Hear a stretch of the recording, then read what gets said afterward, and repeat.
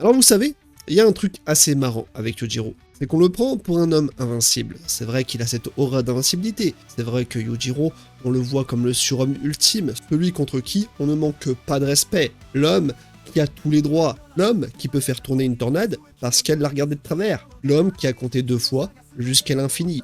Oui, il est l'égal de Chuck Norris pour ceux qui l'ont compris, mais, eh bien, malgré tout, Yujiro reste un homme, parfois. Un homme qui se fait lui aussi humilier. Alors c'est très rare dans la série, mais c'est déjà arrivé. Et plus la série avance, moins c'est le cas généralement. Mais, encore une fois, c'est arrivé plusieurs fois. Et c'est ça qu'on va voir aujourd'hui. Les fois où Yujiro s'est fait humilier. Le grand Yujiro Hanma. Et oui, aujourd'hui c'est un peu le grand retour des vidéos de Baki, donc si ça te fait kiffer, je compte sur toi pour le montrer. Attention, si tu ne le montres pas, il n'y aura plus jamais de vidéo de Baki. Et on commence tout de suite par la première humiliation. Parti. Bien, on va commencer par un duel un peu inattendu entre Yujiro Hanma et Muhammad Ali Jr. Oui, Ali Jr. c'est celui qui se fait pourtant humilier la plupart du temps, mais cette fois-ci, c'est un peu comme si Rocky Balboa se pointait pour affronter Superman, mais finissait par lui taper la bise en le plantant là. Ali Jr., fils d'une légende du ring, se pointe donc devant Yujiro, ce monstre qu'on décrit comme la créature la plus forte de la planète, l'équivalent humain d'un cataclysme. Mais voilà, Junior a des idées bien à lui sur ce que signifie combattre.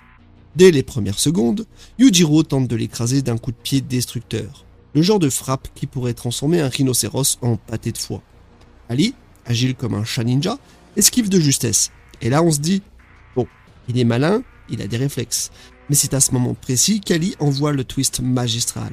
Au lieu de se lancer dans une bagarre sans espoir, il lève la main et lui sort, avec le même aplomb qu'un mec qui fait une réclamation au SAV, que son style de combat est une perte de temps. Oui, tu as bien entendu. Il plante là Yujiro en lui disant en gros que ses techniques, c'est de la daube. Ni plus ni moins. L'ogre, habitué à voir ses adversaires soit s'écraser, soit ramper d'effroi, se retrouve donc là, cloué au sol. Déjà au sol, bon, ça va pas avec Yujiro. Ali Jr. se retourne, lui adresse un sourire d'une nonchalance presque insolente, et sort de la pièce comme s'il venait de déposer un paquet à la poste. C'est le moment où l'ogre réalise que son ego vient de se prendre une gifle qu'aucun de ses muscles ne peut encaisser. Le mec qu'il pensait transformer en chair à pâté vient de l'humilier sans même lever le poing, lui faisant comprendre que, parfois, la vraie force, c'est de refuser le combat, et de traiter l'adversaire comme s'il n'en valait même pas la peine. Yujiro, qui a sûrement le même ego que Gojo Satoru et les joueurs de Blue Lock réunis, reste figé une demi-seconde avant de voir rouge. Il fracasse la porte dans une explosion de rage, comme un Hulk contrarié par un spoiler de fin de série. Mais il est trop tard. Ali a gagné, en partie, et sans un seul coup. La vraie victoire, finalement, c'est d'avoir laissé cette montagne de muscles et de fierté seule dans la poussière, avec l'impression d'avoir été traité comme un amateur. Ce qui est marrant avec Ali Junior, c'est qu'on a l'habitude de ne pas le respecter. Mais cette fois-ci, j'avoue qu'il les a portés. D'ailleurs, c'est peut-être la seule fois qu'il les a portés, et contre Yujiro. Donc, on peut quand même un peu le respecter, malgré le fait qu'il soit un perso irrespectable au final. Celui-là, je l'aime bien, puisqu'il s'agit de Kakukayo, ce vieux sage chinois qui va prendre Yujiro à son propre jeu, mais en mode troll cosmique. Yujiro débarque donc dans le tournoi de Raitai, avec son air de Terminator des arts martiaux, prêt à éclater tout le monde pour prouver que même les dieux devraient le craindre. Et qui lui fait face? Un vieux maître chinois ridé qui a probablement plus de plis qu'un Sharpei, mais qui a un plan en béton armé. Kaku sait qu'il n'a aucune chance de l'éclater en frontal, alors il va opter pour le grand classique des stratégies foireuses, digne des plus grands renards, qui sont même l'inventeur de cette technique. Le combat démarre donc, et Kakukayo nous sort tout le répertoire du vieux maître qui fait passer le kung-fu pour une danse de salon. Yujiro balance ses frappes, ses coups d'ogre, le tout avec la rage d'un boss de fin de niveau. Mais Kaku glisse, esquive et dévie tout comme si c'était une promenade de santé. Là où Yujiro déchaîne la tempête, Kaku fait du tai chi de génie, comme un Bruce Lee qui aurait 100 ans d'expérience. Jusqu'ici, rien de bien humiliant. Mais ce qui arrive ensuite est une masterclass de troll. Alors que Yujiro commence à sentir la moutarde lui monter au nez, réalisant que son style de bulldozer ne sert à rien contre un maître de la ruse, Kaku passe à l'étape finale. Voyant le démon de Yujiro prendre le dessus avec le Demon Back, il exécute la feinte ultime. Il simule une crise cardiaque. Oui, en plein milieu du ring. Devant l'assemblée, Kaku s'effondre comme une diva en plein drama, laissant tout le monde croire qu'il vient de casser sa pipe. Et le pire, c'est que ça marche. L'arbitre déclare Yujiro vainqueur par cause naturelle. Une humiliation parfaite, aussi vieille que le monde. Pour Yujiro, c'est pire qu'une gifle dans l'ego. Ce n'est pas une victoire glorieuse, c'est une victoire volée, creuse, le genre de triomphe qui ne vaut pas un copec. Kakukayo vient de lui faire comprendre, sans lever le poing, que la vraie puissance, parfois, c'est de refuser le combat jusqu'au bout. Pour Yujiro, c'est la pire des défaites. Il voulait humilier un vieillard, mais c'est lui qui finit par passer pour l'idiot du village, en ayant gagné un combat contre un mort. Personnellement, j'ai toujours respecté Kakukayo, et c'est un personnage que j'adore voir à l'œuvre. Non seulement parce que, techniquement, il est bien, il est costaud, mais en plus, là, il en a, et puis il montre qui est le vrai maître dans l'histoire. Donc, je respecte beaucoup Kaku.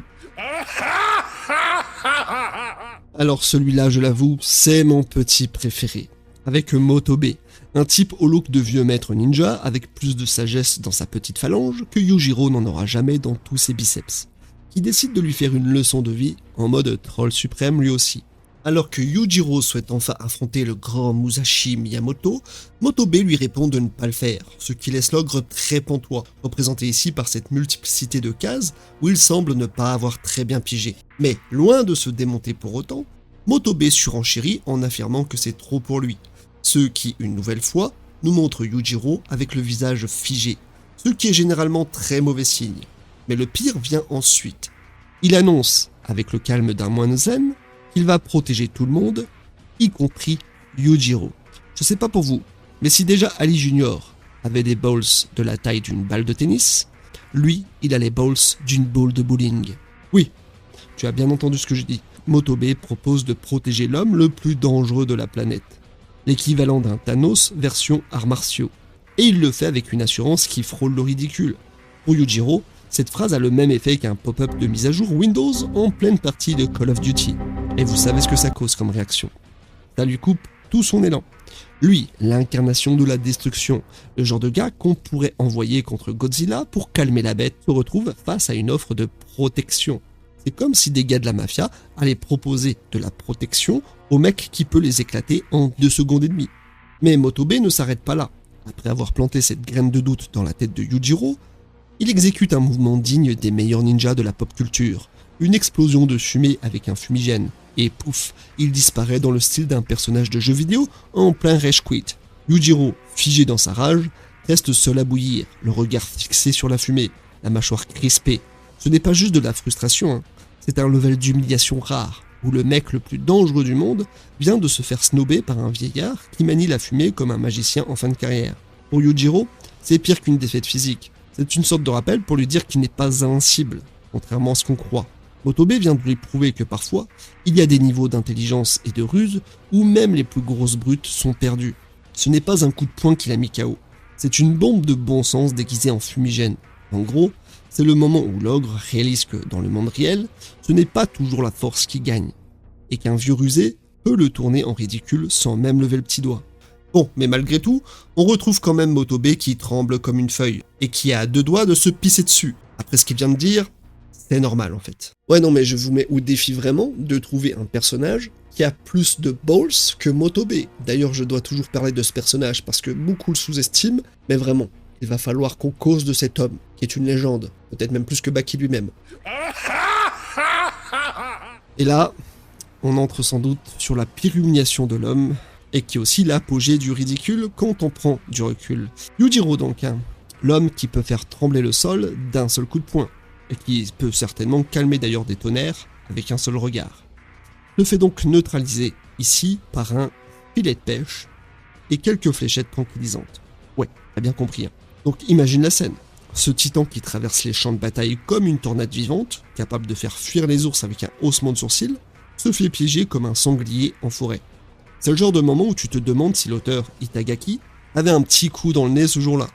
Parce que là, on parle d'un nerf monumental, peut-être même le plus grand nerf de l'histoire du manga. Le type de désescalade improbable qui ferait passer un boss de Dark Souls pour un PNJ docile.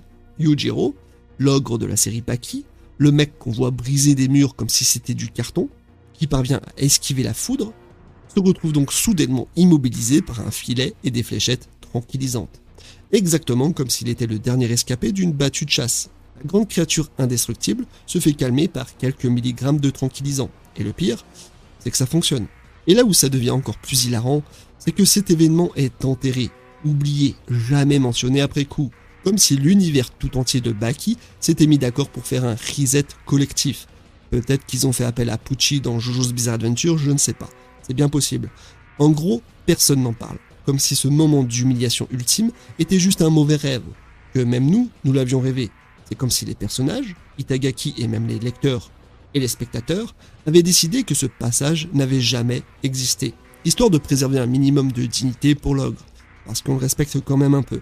Mais soyons honnêtes, cette scène, c'est la quintessence de l'humiliation cosmique. Yujiro, qui tient tête quand même aux puissances mondiales, se fait donc outplay par un filet et quelques fléchettes. Je le répète parce que c'est quand même magique.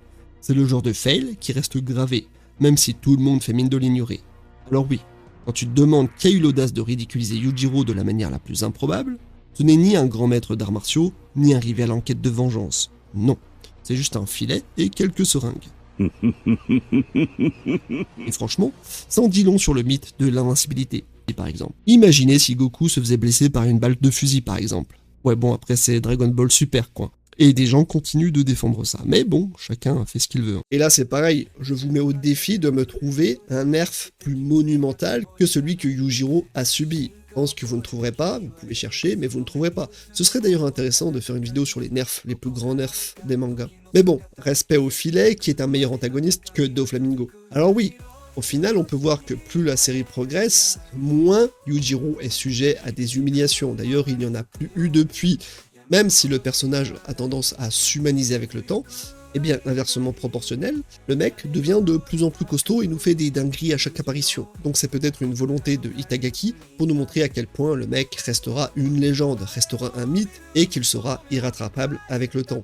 D'ailleurs, je pense que Yujiro sera de toute façon imbattu de tout le manga. Ça me paraît improbable que quelqu'un, que ce soit Baki ou un autre personnage, arrive un jour à le battre de toute façon. Mais après tout, on n'est jamais à l'abri de rien. Quoi qu'il en soit, Yujiro reste un personnage mémorable, un personnage pratiquement invincible, qui a plus de feats incroyables que les influenceuses OnlyFans n'ont de chiffres à leur body count. Et pour ça, on peut dire bravo Yujiro.